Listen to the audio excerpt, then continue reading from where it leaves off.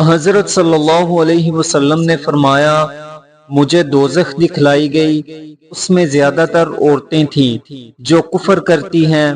کہا گیا، حضور کیا وہ اللہ کے ساتھ کفر کرتی ہیں؟ آپ صلی اللہ علیہ وسلم نے فرمایا کہ خامند کی ناشکری کرتی ہیں اور احسان کی ناشکری کرتی ہیں۔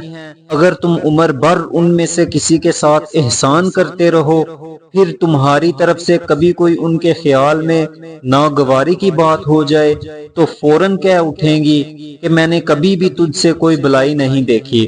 ایک روایت میں رسول اللہ صلی اللہ علیہ وسلم عید الاضحیٰ یا عید الفطر میں عیدگاہ تشریف لے گئے۔ وہاں آپ عورتوں کے پاس سے گزرے اور فرمایا، اے عورتوں کی جماعت، صدقہ کرو کیونکہ میں نے جہنم میں زیادہ تم ہی کو دیکھا ہے۔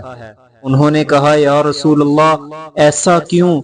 آپ نے فرمایا کہ تم لعن طعن بہت کرتی ہو اور شوہر کی ناشکری کرتی ہو۔